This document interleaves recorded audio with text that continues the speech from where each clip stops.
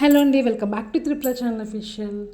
ఈ వీడియో ఏంటి అంటే కాకినాడలో కొన్ని చోట్ల డిఫరెంట్గా వినాయకులను అయితే పెట్టారు.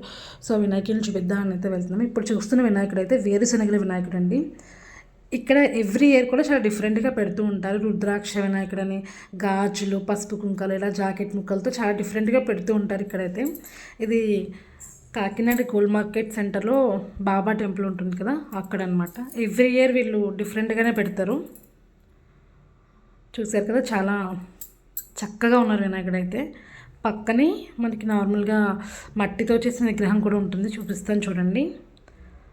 అక్కడ ఒక నెమలి ఉంది, ఇదైతే నాకు చాలా బాగా నచ్చింది. ఇక్కడ కూడా ఇంకొక టెంపుల్కి వచ్చామండి, ఇదైతే గోల్డ్ మార్కెట్ సెంటర్లోనే. నెక్స్ట్ ఇంకొక వినాయకుడు టెంపుల్ దగ్గరికి వచ్చాము. ఇది గాజుల వినాయకుడు. ఈ గాజుల వినాయకుడు అయితే దేవాలయం స్ట్రీట్లో ఉండి, ఇక్కడ కూడా ఎవ్రీ ఇయర్ డిఫరెంట్గా పెడుతూ ఉంటారు. కొబ్బరి బొండాలతో పెడతారు, అట్టిపళ్ళతో పెడతారు, పెన్నెలతో పెడతారు, పుస్తకాలతో, ఇలా చాలా డిఫరెంట్గా వీళ్ళు కూడా ఎప్పుడు ఎవ్రీ ఇయర్ పెడతారు. మేము ఎవ్రీ ఇయర్ ఇలా వినాయకులను చూడడానికి వస్తూ ఉంటాము. ఈసారి అయితే మాత్రం లాస్ట్ రోజు వచ్చాము. సో గాజుల వినాయకుడు చూడండి, గ్రీన్ కలర్, రెడ్ కలర్తో చాలా అందంగా కనిపిస్తున్నారు కదా వినాయకుడు. సో దగ్గర నుంచి కూడా నేను వీడియో తీశాను, చూపిస్తాను. 18 అడుగుల గాజుల వినాయకుడు చూడండి.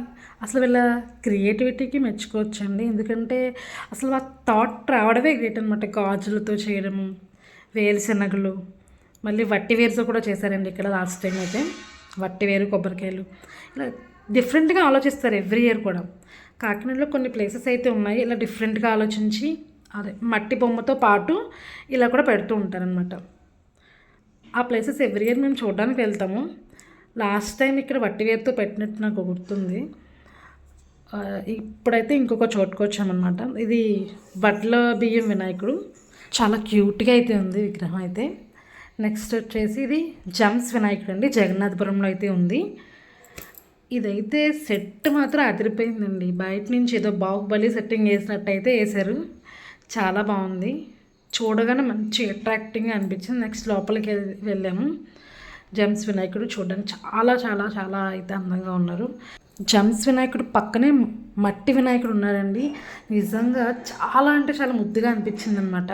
మీకు చూపిస్తాను చూడండి. అలాగే సెట్టింగ్లో చూడండి, పక్కనే వెంకటేశ్వర స్వామి, ఇటువైపు ఏమో మనకి శివుడు కూడా కనిపిస్తారండి.